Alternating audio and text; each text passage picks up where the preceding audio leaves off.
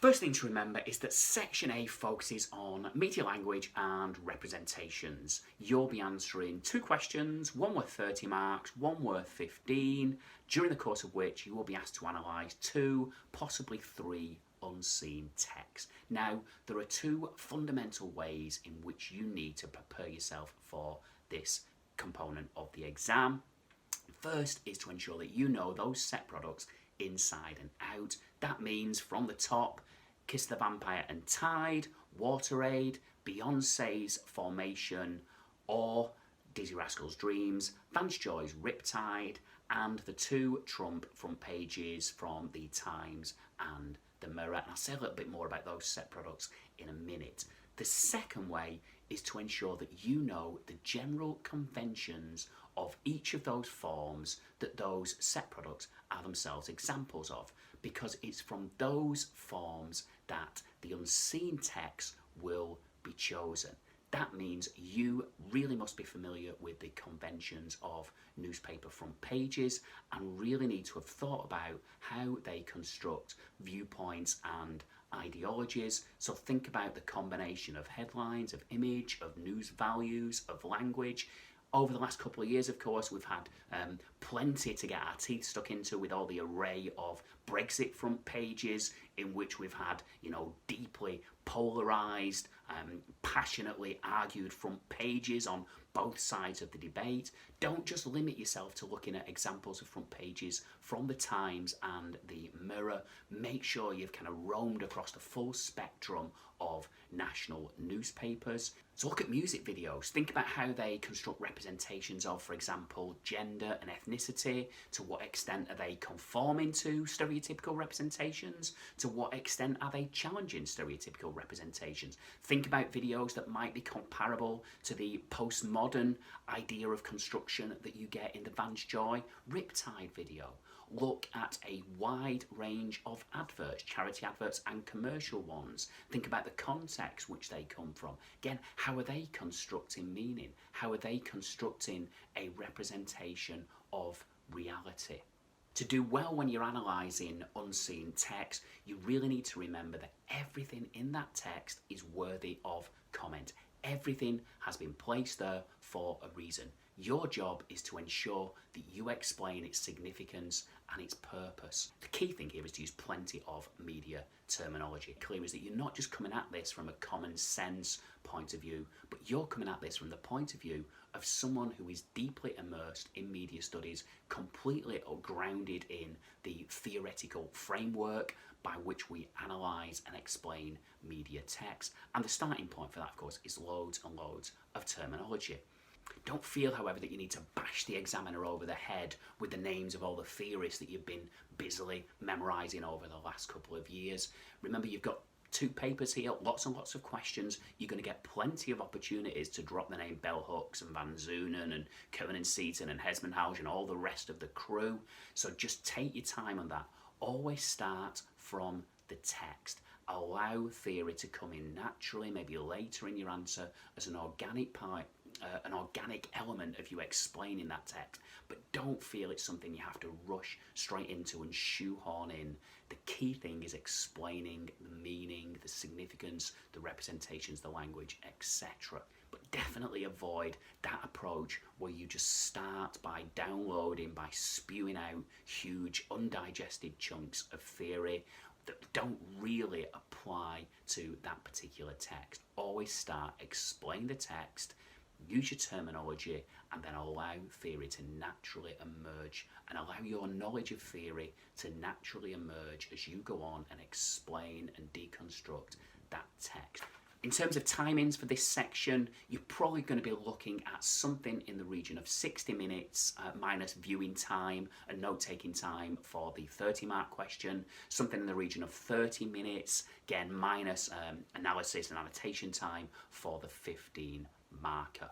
A lot of people say, how many points do I need to make? How many pages should I be looking to write? It's impossible to reduce a good exam answer to specific quantities. though I would say, sort of as a rough provisional basis, probably about 3 sides minimum for the 30-mark question, probably a side and a half minimum for the 15-mark question, although some people I'm sure will be writing a heck of a lot more than that. Don't be perturbed by that as you look around though and see people sort of, steaming through extra booklet after extra booklet. Just concentrate on what you're doing.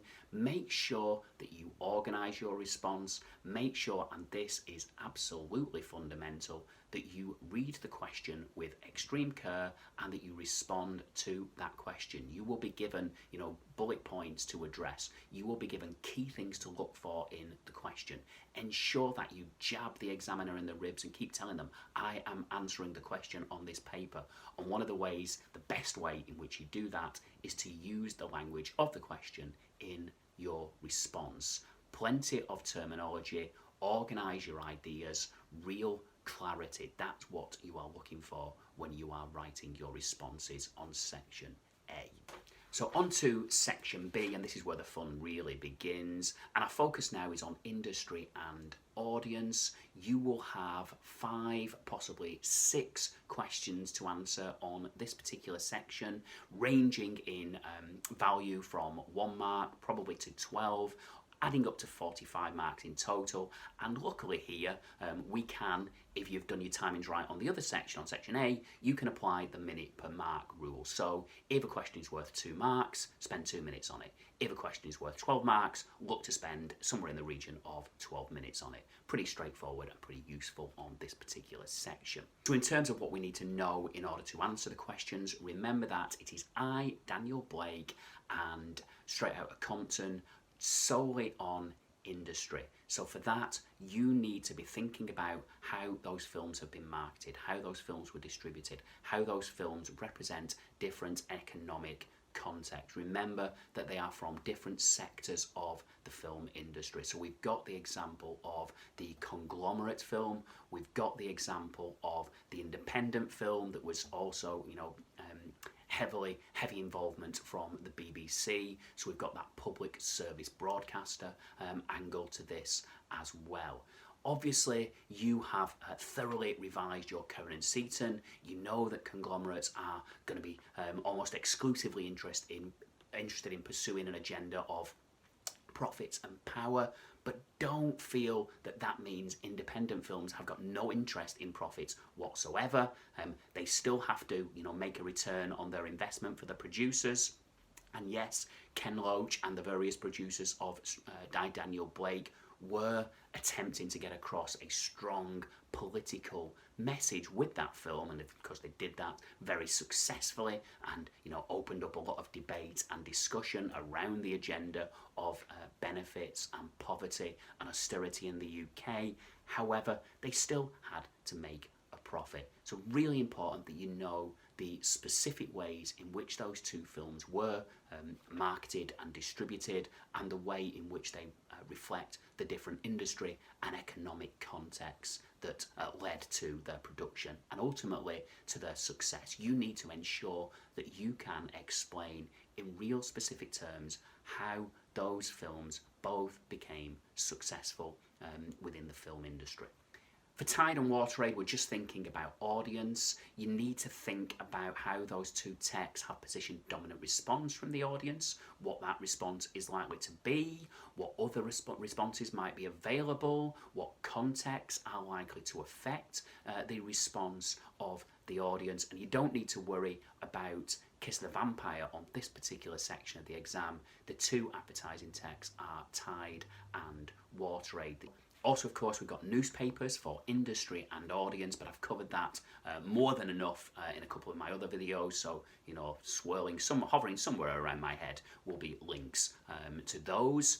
That leaves us with the insomniac's friend that is Late Night Woman's Hour, again for industry and for audience. Now for this, you really need to think about how that particular product reflects the BBC's distinctive public service ethos, that they need to offer content that will appeal across all demographics. A really good approach here is to start big and then get narrow. So start with the BBC and its distinctive ethos. From there to BBC Radio.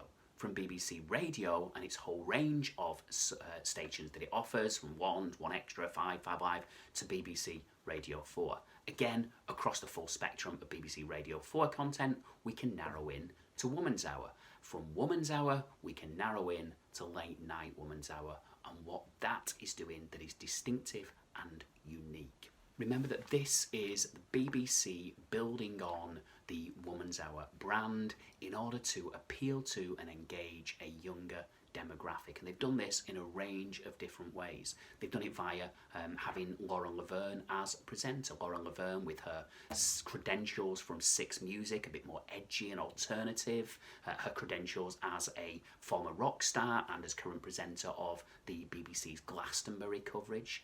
They've done it from the late night bit of the title with its promise again of something edgy and confessional and intimate and perhaps a little bit more explicit than what you get from Woman's Hour at 10 on a weekday morning. They've done it from the fact that many of the listeners are likely to consume this content via podcast or via the website rather than in the traditional linear way. You know, think about how this programme reflects the current state of the radio industry. Like all industries, an industry in a state of flux, trying to come to terms with the disruptive effect of digital technology and seeing its linear approach to programming completely revolutionised and shaken up by an audience that assumes from now on it can have content whenever it wants it. And remember that this is something very specialised and niche. This is a programme that has not got a wide mainstream appeal. This is something that's just going to appeal to a tiny sliver of the audience, but the BBC, as public service broadcaster, must produce content to every demographic, however tiny that sliver or slice of the audience might be. Which brings us to Assassin's Creed Liberation, where again the focus could be on industry or it could be on audience. Think about regulation, one of those key ideas that could come up on this section. Think about the framework that is currently in place in terms of regulation of video games, why we need regulation of video games, what problems could there be with the current system of regulation. You know, think about Livingston and Lunt and the way in which the internet, digital technology has thrown up huge array of problems with conventional forms of regulation, and this is no different when it comes to video games. It's all very well regulating who can, in theory, buy a game, but how do you regulate content that is being streamed online to watch, whether it's via Twitch, whether it's via YouTube?